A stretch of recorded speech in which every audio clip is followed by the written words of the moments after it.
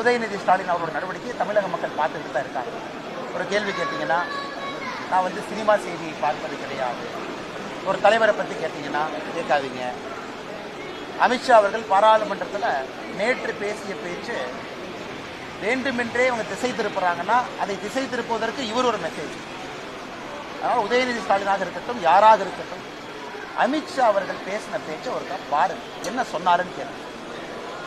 அம்பேத்கர் அவர்களுக்கு எவ்வளவு பெரிய பாவத்தை காங்கிரஸ் செய்திருக்கிறது அப்படின்னு பட்டியலிட்டிருக்காங்க. பாவங்களை பட்டியலிட்டிருக்கின்றார்கள். குறிப்பாக முதல் கேபினட் நேருவிலிருந்து ஆரம்பித்து அதன் பிறகு நடத்தப்பட்ட 1951-52 முதல் பாராளுமன்ற தேர்தல் எப்படி அம்பேத்கர் ஐயாவை தோற்கடிச்சாங்க, எப்படி அம்பேத்கர் ஐயாவை அவமானப்படுத்தினாங்க. காங்கிரஸை சார்ந்த 2 பிரதம மந்திரிகள் அவர்களுக்கு அவர்களே பாரத் ரத்னா கொடுத்துக்கிட்டாங்க. ஆனால் 1980 வரைக்கும் அம்பேத்கர் ஐயாவை மறந்துட்டாங்க. அன்னைக்கு ஜனசங்கம் இருந்த கூட்டணி ஆட்சி 1980 அம்பேத்கர் ஐயாவுக்கு பாரத் ரத்னா விருது கொடுக்கப்பட்டது. அதன் பிறகு அம்பேத்கர் ஐயாவுக்கு சம்பந்தப்பட்டிருக்கக்கூடிய 6 இடங்கள், பிறந்த இடம், வாழ்ந்த இடம், இறந்த இடம், படித்த இடம், அந்த 6 இடத்தையும் யார் இன்னைக்கு வாங்கி மக்கள் வருவதற்கு அதையெல்லாம் அற்புதமான ஒரு இடமாக யார் மாற்றியிருக்கிறாங்க? பிஜேபி அரசு, மோடி ஐயா. அம்பேத்கர் ஐயா படித்த லண்டன் இடத்தை யார் வாங்கியிருக்கிறாங்க? மோடி ஐயா. இதெல்லாம் கூட நாம் பட்டியலிட்டிருக்கின்றோம். நரேந்திர மோடி ஐயா அவர்கள் செய்திருப்பதை அமித்ஷா அவர்கள் பாராளுமன்றத்தில் பேசினாங்க. அதில் ஒரு வார்த்தை இவங்க என்ன சொன்னாங்க, நீங்க அம்பேத்கர் ஐயா வச்சு இவ்வளவு பாவத்தை நீங்க சம்பாதிச்சிருக்கிறீங்க, அவர் பேரை வச்சு அரசியல் பண்றீங்க, ஆனால் நீங்க எங்கே சென்றாலும் கூட உங்களுக்கு விமோசனம் கிடைக்காது என்று பேசியதை நீங்க அம்பேத்கர் ஐயாவை இழிவுபடுத்தி விட்டீர்கள் என்று காங்கிரஸ் பேசுகின்றார்கள். எதிர்க்கட்சி நண்பர்கள் திமுக பேசுறாங்க. இப்ப உதயநிதி ஸ்டாலின் அவர்களுக்கு ஹிந்தி தெரியாது போடான்னு சொல்றவர், அமித்ஷா அவர்கள் இந்தியில பேசுறது என்ன தெரிஞ்சுக்கிட்டாரு, என்ன கத்துக்கிட்டாரு? அதனால் இடத்திற்கு இருக்கக்கூடிய பொறுப்புக்கும் ஒரு தகுதி இருக்கு, ஒரு பணிவு வேண்டும். அது நம்முடைய துணை முதலமைச்சர் அவர்கள் இல்லை என்பது வெளிப்படையாக தொடர்ந்து தெரிகிறது. பத்திரிகையாளர் நடத்துகின்ற விதம், ஒரு காரில் உட்காந்துக்கிட்டு பத்திரிகையாளர் சந்திப்பு, காரில் உட்காந்துக்கிட்டு, உதாரணத்துக்கு நம்ம சென்னையில் பேசிட்டு வந்தோம், நண்பர்கள் நீங்கள் கேட்குறீங்க, என்ன பேசணும்னு சொல்கிறீங்க, பேசுகிறோம், இருந்தும் பேசுகிறோம், 1/2 மணி நேரம் தான் ஆச்சு. பத்திரிகையாளர் நடத்துகின்ற விதத்தை பாருங்க, காரில் உட்காந்துக்கிட்டு பத்திரிகையாளர் அப்படியே ஓடுவாங்க. அதில் யாருடைய கால் மீது எந்த வண்டி ஏறுன்னு யாருக்கு தெரியாது, மைக்கை நீட்டினாங்கன்னா பதில். இதெல்லாம் தான் ஒரு துணை முதலமைச்சர் பத்திரிகையாளர் நடத்தக்கூடிய விதம். அதனால் உங்களுக்கு தெரியும், நான் வன்மையாக கண்டிக்கின்றேன் என்று சொல்வதை விட அவருடைய இடத்திற்கும் தகுதிக்கும் தகுந்தாற்போல் அவர் பேசுகின்றார்கள் அப்படிங்கிற கேள்வியை உங்கள் மூலமாக மக்கள் முன்னாடி வைக்கிறேன்.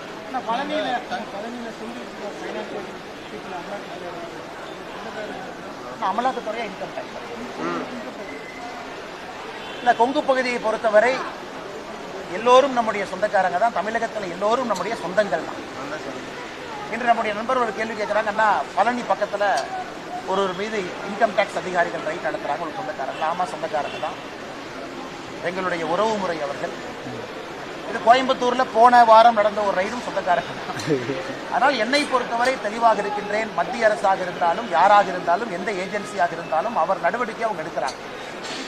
பாரதிய ஜனதா கட்சியினுடைய தலைவராக நான் எங்கேயும் குறிப்பிடுவது கிடையாது, யாருக்கையும் பேசுறது கிடையாது. ஆனால் கொங்கு பகுதியில் எல்லா நம்முடைய சொந்தக்காரங்க இருக்கிறாங்க. பிரச்சனை வரும்பொழுது நியாயமான முறையில் இருக்கும்பொழுது நாம் தீர்வு கொடுக்குறோம். எல்லோரும் சொந்தங்கள். நான் சொந்தக்காரங்களையும் சொந்தங்களையும் நான் வேறுபடுத்தி பேசுறீங்கன்னா தமிழ்நாடு எல்லாமே சொந்தங்கள் தான். அதனால் யாராக இருந்தாலும் அரசு எந்த நடவடிக்கை எடுக்கிறதோ அதுக்கு அவங்க தன்னை உட்படுத்திக் கொள்ள வேண்டும். அதன் மூலமாக அரசு என்ன சொல்றாங்க அது எல்லோரும் கேட்க வேண்டும்.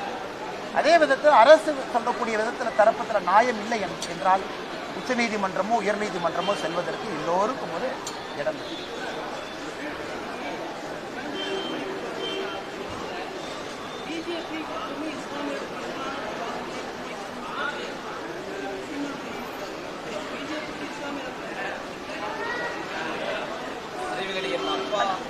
அண்ணா, என்னோட அண்ணன் சீமான் அவர்கள் ஒரு விஷயத்தை நல்லா உணர்ந்துக்கணுங்கண்ணா. எல்லோரும் அப்பாக்கள் தான், எல்லோரும் தமிழகத்தில் அம்மாக்கள் தான், எல்லோரும் சித்தப்பா தான், எல்லோரும் பெரியப்பா தான். அது எந்த வித்தியாசம் இல்லை, நம்ம சொந்தங்கள் தான். அல்லுமா என்பது தடை செய்யப்பட்ட ஒரு இயக்கம். அதில் குறிப்பாக பாஷா அவர்களுக்கு நீதிமன்றம் சிறை தண்டனை விதித்து சிறையில் இருந்து பரோல்ல வெளியே வந்திருக்கிறாங்க. யார் இறந்தாங்களோ அவர்களுடைய மத முறைப்படி அடக்கம் பண்ணுங்க, அதெல்லாம் பண்ணுங்க. நாங்கள் தியாகிகளை விதைத்திருக்கின்றோம், இதெல்லாம் அரசியல் கட்சியை சார்ந்தவர்கள் சொல்லக்கூடிய கருத்துக்கள். இன்னும் சில அரசியல் கட்சிகள் சார்ந்தவர்கள் சடனா மாட்டியரா மாத்துறாங்க. கோயம்புத்தூர்ல பிப்ரவரி 1998 58 பேர் இறந்திருக்காங்க. 200க்கும் மேற்பட்டவர்கள் படுகாயம் அடைஞ்சிருக்கிறாங்க. அதிலே பாரதிய ஜனதா கட்சியை சார்ந்தவங்க பொதுமக்கள் எல்லோரும் இருக்கிறாங்க. நாங்கள் எதிர்ப்பு சொல்வது, எதிர்ப்பு தெரிவிப்பது, காவல்துறை இதை சரியா கையாளல. ஊர்வலத்திற்கு இன்டைரக்டா அனுமதி, அதே போல அரசியல் கட்சி தலைவர்களுக்கு சந்தோஷம், குஷி, ஏன்னா மைனாரிட்டி அப்பீஸ்மெண்ட் பண்றதுக்கு இதுவும் ஒரு வாய்ப்பு. அதனால் அண்ணன் சீமான் அவர்களாக இருக்கட்டும், அரசியல் தலைவர்களாக இருக்கட்டும், சமுதாயத்தில் எல்லோரும் அவர்களை பார்த்து கொண்டிருக்கிறார்கள். அவங்க பேச்சுக்கு ஒரு மதிப்பு இருக்கு, மரியாதை இருக்கு. இளைஞர்கள் பார்க்கிறாங்க, அவங்க எந்த நிகழ்வுக்கு போறாங்க, யாரை பத்தி பேசுறாங்க, எப்படி பேசுறாங்க. அதனால் பொறுப்பில் இருக்கக்கூடிய அரசியல் கட்சி தலைவர்களும் அரசியல்வாதிகளும் இன்னும் பொறுப்போடு நடந்து கொள்ள வேண்டும் என்பது எங்களுடைய வேண்டுகோள்.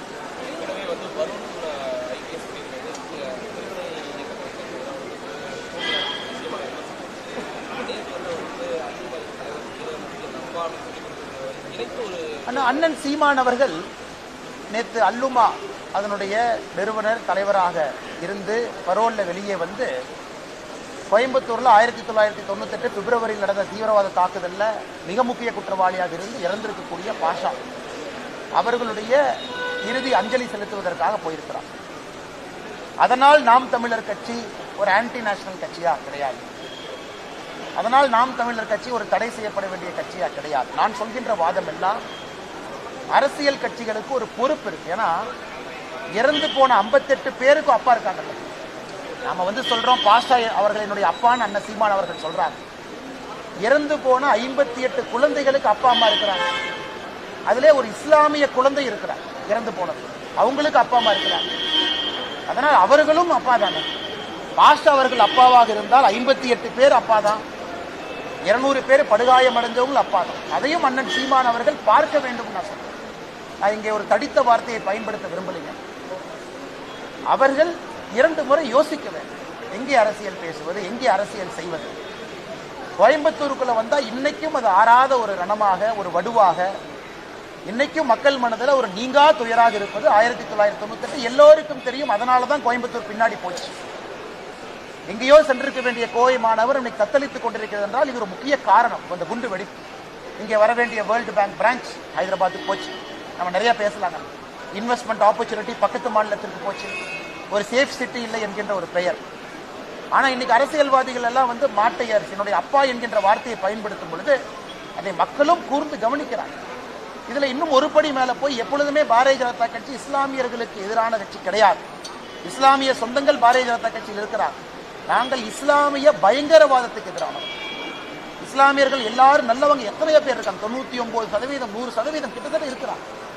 அதுக்குள்ள இருக்கிற யாராவது பயங்கரவாதத்தை பயன்படுத்தி அதன் மூலமாக பிரிவினைவாதத்தை விதைக்க வேண்டும் என்று நினைத்தால் அவர்களுக்கு நாங்கள் எதிராக இருக்கிறோம். அதே நேரத்தில் நான் சொல்றேன், தீவிரவாதம் ஒரு மதம் சார்ந்தது கிடையாது, ஒரு மதம் சார்ந்தது கிடையாது. ஆனா இஸ்லாம் மதத்திலிருந்து ஒரு தீவிரவாதி வரும்பொழுது நாங்கள் தீவிரவாதம் என்கின்ற வார்த்தையை பயன்படுத்துறோம். அதுக்காக இஸ்லாம் மதத்தை கொச்சைப்படுத்துறோம். நாங்கள் இஃப்தார் விருதை பாரதிய ஜனதா கட்சி சார்பாக கொடுக்கின்றோம், கொண்டாடுகின்றோம், அவர்களோடு இருக்கின்றோம், உறவினோடு இருக்கின்றோம். ஆனா அது வந்து நம்முடைய பாஷா ஐயாவுடைய இறுதி இதுக்கு நான் போவேன், அங்க போய்தான் நான் அதை சொல்லுவேன் அப்படிங்கிறது சீமானன் அவர்கள் திரும்ப யோசிக்கணும். இறந்து போன மனிதருக்கு மரியாதையா நாங்களும் கொடுக்கிறோம். இறந்துட்டாரு, என்ன மரியாதை கொடுக்கணுமோ அதை ஊர்வலமாக நடத்தி ஒரு தியாகியை போல் பட்டம் கொடுத்துதான் கோயம்புத்தூர்ல திமுக அரசியல் செய்ய வேண்டும் என்று நினைத்தால் கோயம்புத்தூர் மக்கள் பதிலடி கொடுப்பார்கள் என்கிற நம்பிக்கை.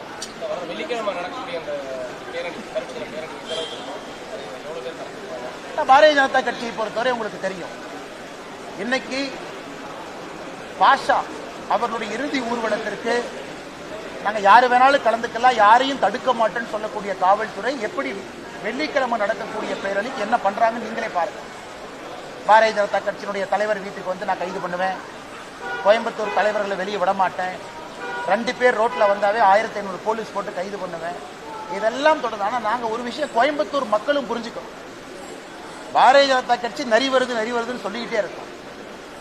அது உங்களுக்கும் தெரியும், அது மக்களும் இங்கே உணர்ந்து கொள்ள வேண்டும். ஒரு கட்சியாக இருக்கட்டும், இயக்கத்தை சார்ந்தவர்களாக இருக்கட்டும், உயிரை கொடுத்து பல விஷயத்தை உங்கள் முன்னால் வைப்பது. கோயம்புத்தூர் மாநகரத்தில் சூசைட் பாம் அட்டாக்ல இருந்து என்ஐஏ சார்ஜ் ஷீட்டை யாரு படிச்சாலும் தெரியும் எந்த அளவுக்கு ஆழமாக இங்கே பயங்கரவாதம் இருக்கு. ஆனால் கோயம்புத்தூர் மக்கள் நல்லா புரிஞ்சுக்கணும், அமைதி, முழுமையான அமைதி இங்கே வரும்பொழுது மட்டும்தான் கோயம்புத்தூர் மாநகரம் தன்னுடைய இழந்த பொலிவை முழுமையாக அது மீட்க முடியும். ஆனா இன்னைக்கு இருக்கக்கூடிய அரசியல்வாதிகள் பேசுற பேச்சு நீங்களும் பாக்குறீங்க. அதே தேர்தலில் நாங்களும் நிற்கிறோம். எல்லா விதமான கருத்துக்களை பார்த்து நீங்க ஓட்டு போடுறீங்க. நாளைக்கு உங்களுடைய குழந்தை ஒரு வளர்ந்த மாநகரத்தில் இருக்க வேண்டும் என்று நினைத்தால் இன்னைக்கு மக்கள் நீங்க முடிவெடுக்கணும். பாரதிய ஜனதா கட்சியில் நாங்க கத்தி பிரயோஜனம் இல்லை. வெள்ளிக்கிழமை அன்னைக்கு நாங்க ஆர்ப்பாட்டம் பண்றோம், அதை பண்றோம், இதை பண்றோம், அதுல எல்லாம் பிரயோஜனம் இல்லைங்க.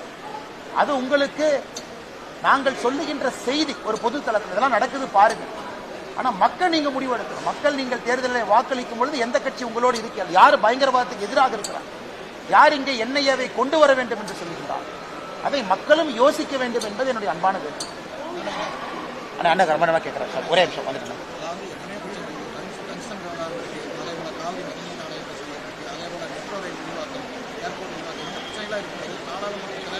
ஒரே நேரம் ஒரே தேர்தல் அந்த பிரச்சனையும் போயிட்டு இருக்காரு.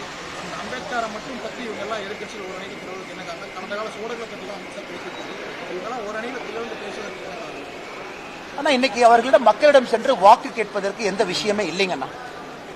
ஆரோக்கியமான விவாதம் செய்து நாங்கள் மக்களுக்கு இதை செய்யறோம், இது எங்களுடைய ஆல்டர்னேட் டெவலப்மெண்ட் மாடல், பிஜேபி இல்லாமல் எங்களுக்கு வாய்ப்பு கொடுங்க, நாங்கள் உங்களுக்கு இந்த மாதிரி ஒரு பொருளாதாரத்தை கொண்டு வர்றோம் கிடையாது.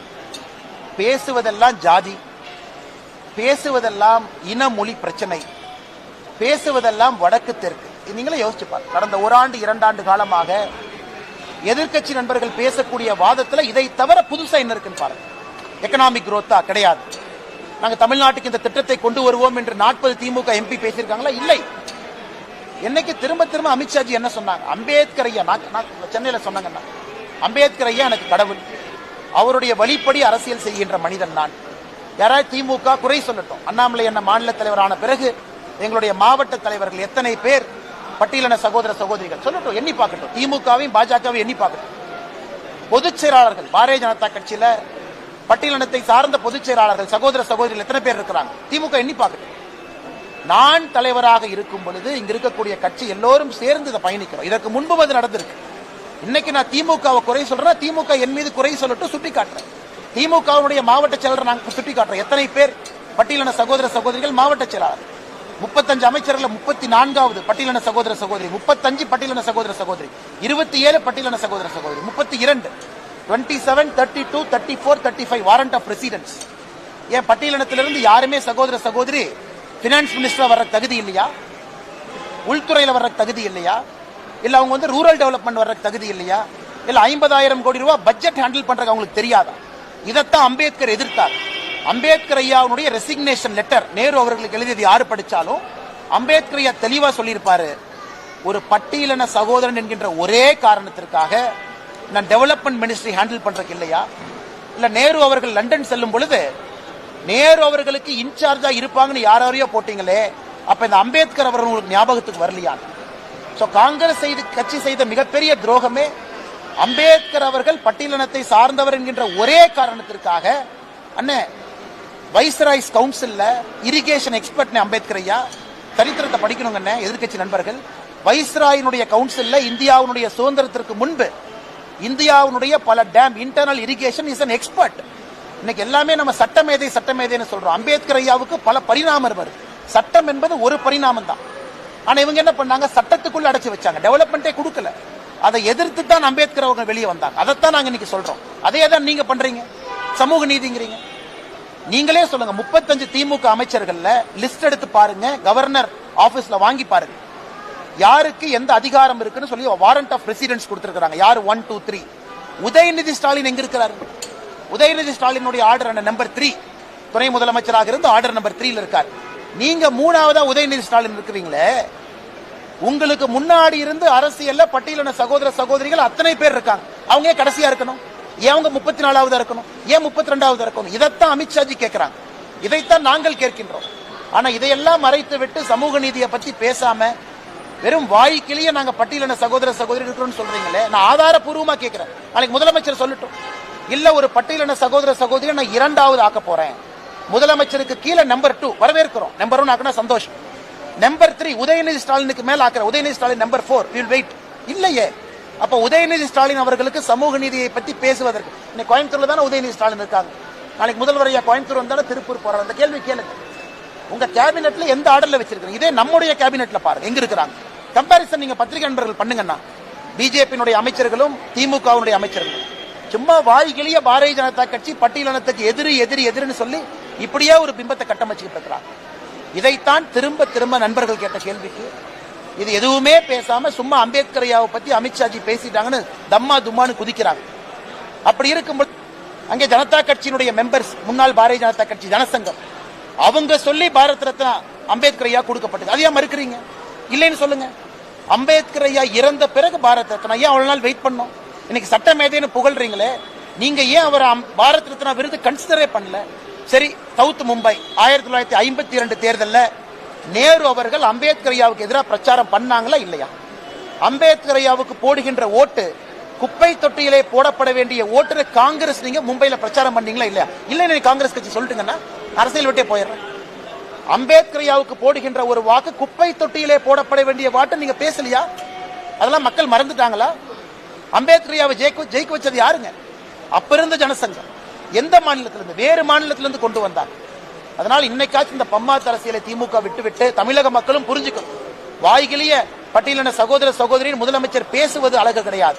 பட்டியலின சகோதர சகோதரிக்கு என்ன அதிகாரம் அம்பேத்கர் சொன்னாங்களே, கல்வியோடு அரசியல் அதிகாரம் கொடுக்கப்படும் பொழுது மட்டும்தான் பட்டியலின சகோதர சகோதரி தன்னுடைய உண்மையான நிலையை புரிந்து கொள்வார்கள் என்று அரசியல் அதிகாரம் கொடுத்தீங்களா?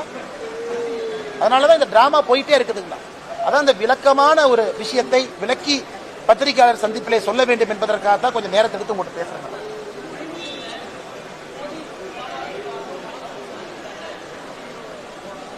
சாதிக் பாஷா போதை கடத்தல் சர்வதேச கள்ளக்கடத்த கும்பல் தலைவர்.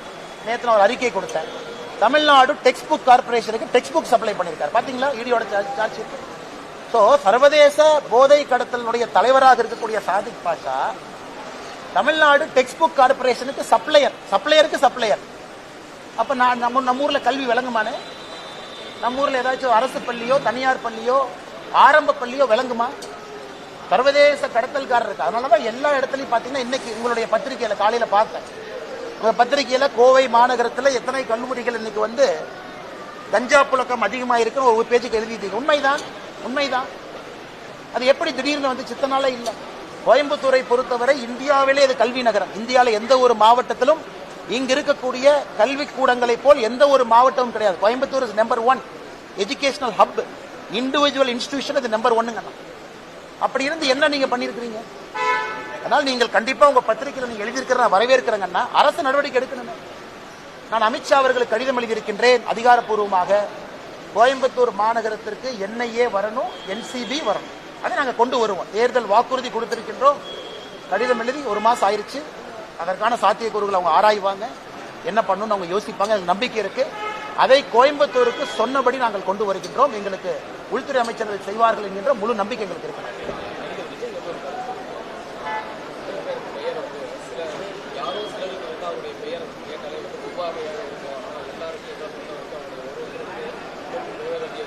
இல்ல இதை நான் சொல்றேன்னா, இன்னைக்கு இவங்க நான் கேட்கிறேன், விஜய் அவர்கள் இன்னைக்கு அரசியலுக்கு வந்திருக்காங்க. போன வாரம் விஜய் அவர்கள் கோவால ஒரு கல்யாணத்துக்கு போறாங்க. அவர் விமான நிலையத்தில் கேட் நம்பர் 6ல சோதனை கூடத்தில் தன்னை உட்படுத்தி கொண்டு ஒரு தனியார் விமானத்தில் போறாங்க. அவருடைய பிரைவேட் போட்டோ எப்படி வெளியே வந்துச்சுங்க? பிரைவேட் போட்டோ எப்படி வெளியே வந்துச்சு? விஜய் அவர்கள் யாரு கூட வேணாலும் போலாம், அவருடைய தனிப்பட்ட விருப்பம். விஜய் அவர்கள் கூட யாரு வேணாலும் விமானத்தில் போலாம், அவருடைய தனிப்பட்ட விருப்பம். யார் அந்த போட்டோ எடுத்து வெளியிட்டாங்க? அதனால்தான் நாங்கள் நம்முடைய சிந்தியா அவர்களுக்கு, விமான போக்குவரத்து அமைச்சர் அவருக்கு பாரதிய ஜனதா கட்சி சார்பாக கடிதம் எழுத இருக்கின்றோம். யார் அந்த போட்டோவை எடுத்தாங்க? இதே போறவங்க வர்றவங்க போட்டோ எடுக்கிறதா ஸ்டேட் இன்டெலிஜென்ஸ் வேலையா? ஸ்டேட் இன்டெலிஜென்ஸ்ல போட்டோ எடுத்து திமுக IT விங் கொடுக்கறதா அவங்க வேலையா? ஆனா ஒரு மனிதனுடைய தனிப்பட்ட வாழ்க்கையிலே தலையிடுவதற்கு யாரும் உரிமை இல்லை. அவங்க பேசுறது பிஜேபிக்கு எதிராக பேசினா கூட நான் இந்த கட்சியினுடைய மாநில தலைவராக சொல்லுவேன். இதுதான் நீங்க வந்து காட்டக்கூடிய அரசியல் நாகரிகம். இதுதான் திமுக வந்து மக்களை மதிக்கக்கூடிய விதம். யார் வேணாலும் எங்க வேணாலும் போவாங்க, தனியா அவங்க போறாங்க, கல்யாணத்துக்கு போறாங்க, அதையும் போட்டோ எடுத்து நீங்க லீக் பண்ணுவீங்க, ரிலீஸ் பண்ணுவீங்க, பேசஞ்சர் மேனிஃபெஸ்ட் எடுத்து. அதனால்தான் விமானத்துறை போக்குவரத்து அமைச்சரத்துக்கு எழுதுறோம், சிசிடிவி எக்ஸாமின் பண்ணுங்க, யாரு போட்டோ எடுத்தாங்கன்னு புடிங்க, அவங்க செல்போன்ல இருந்து யாருக்கு அனுப்பிச்சாங்கன்னு எடுத்து எஃப்ஐஆர் போட்டு உள்ள தள்ளுங்க. இது முதல் விஷயம். இரண்டாவது, உங்களுடைய கேள்வி, ஆனா இன்னைக்கு நடிகர் விஜய் அவர்கள், தமிழக வெற்றி கழகத்தினுடைய தலைவர் அவர்கள், அவருக்கு தெரியும், அவர் உட்கார்ந்து அரசியலை பார்க்கணும், உன்னிப்பா பார்க்கணும். இதனால கொஞ்சம் சினிமாவில் பிஸியா இருந்தாங்க, அதனால 10 ஆண்டு காலம் மோடி ஐயாவுடைய ஆட்சியை சரியா கவனிச்சாங்களான்னு தெரியல. இப்ப அரசியலுக்கு வந்திருக்காங்க, அதனால அவர்கள் கவனிக்கணும். 10 ஆண்டு காலமாக அம்பேத்கர் ஐயா சொன்னபடி அரசியல் செய்து நாட்டு மக்களுக்கு நல்லது செய்வது யார்? அவங்க பின் பாயிண்ட் பண்ணட்டும். இந்த இடத்துல பிஜேபி அம்பேத்கர் ஐயா கொள்கைக்கு விரோதமா போச்சு சொல்லட்டும், பாயிண்ட் சொல்லணும், பாயிண்ட் சொல்லணும். 10 ஆண்டு காலம் பிஜேபியினுடைய ஆட்சி, மோடி ஐயா ஆட்சி. 11 ஆண்டு காலம், 13 ஆண்டு காலம் குஜராத்தில் மோடி ஐயாவுடைய ஆட்சி. ஒரு இடத்துல அம்பேத்கர் ஐயாவுக்கு எதிராக நாங்கள் நடந்து கொண்டோம் அப்படின்னு ஒரு கட்சி வாய்க்கிலேயே உதயநிதி ட்வீட் போடுறார். அந்த ட்வீட்ல ஒரு லைன் போடலாமே, இது அம்பேத்கர் ஐயாவுக்கு எதிரானது. அம்பேத்கர் ஐயா கொண்டு வந்த அரசியலமைப்பு சட்டத்தில் ஒரே நாடு ஒரே தேர்தல் இருக்கு. அதைத்தான் 1968க்கு பிறகு திரும்ப கொண்டு வர்றோம். இது எப்படி அரசியலமைப்பு சட்டத்துக்கு எதிராக இருக்கும்? ஏன்னா அம்பேத்கர் ஐயா கொண்டு வந்த சட்டம் தானே. 51, 52 ஒரே நாடு ஒரே தேர்தல் தான். 57 ஒரே நாடு ஒரே தேர்தல். 62 ஒரே நாடு ஒரே தேர்தல். 67 ஒரே நாடு ஒரே தேர்தல். எப்படி அம்பேத்கர் ஐயாவுக்கு எதிராக பாரதிய ஜனதா கட்சி செயல்படும்? அதனால சில படித்த அரசியல்வாதிகள் கேட்டா 5 முறை எம்பி 7 முறை எம்பின்னு பாராளுமன்றத்தில் பேசுறாங்க. உங்களுக்கு நான் கேட்க விரும்புறேன், அப்ப ஒரே நாடு ஒரே தேர்தல் பாரதிய ஜனதா கட்சி கொண்டு வந்தால் அது அம்பேத்கர் ஐயாவுக்கு எதிராக எப்படி சொல்லுவீங்க? அம்பேத்கர் ஐயா சொன்னது தானே செய்யறோம். அதனால் எல்லோருக்கும், நடிகர் விஜய் அவர்கள் உட்பட எல்லோருக்கும் நான் சொல்லிக் கொள்வது, எங்களிடம் குறை இருந்தால் சுட்டி காட்டுங்க, பாயிண்டா பேசுங்க. இது தப்பு பண்ணீங்க, இந்த பில்லுல தப்பு பண்ணீங்க, இந்த சட்டத்துல தப்பு பண்ணீங்க, நான் உங்ககிட்ட பாயிண்டா பேசுறேன். அப்படி யாராவது சொன்னால் நான் தவறு செய்தாலும் கூட திருத்திக் கொள்கின்றேன். நான் காலையிலே சொன்னேன், அம்பேத்கர் ஐயா என் கடவுள் இல்லை. அதனால தயவு செய்து அரசியல் கட்சிகள் 19 பேசி பேசி பேசி இப்படியே வண்டி ஓட்டுறதை விட எங்க தவறு நடந்திருக்குன்னு சொல்லுங்க, அப்புறம் பேசுவோம். நன்றி.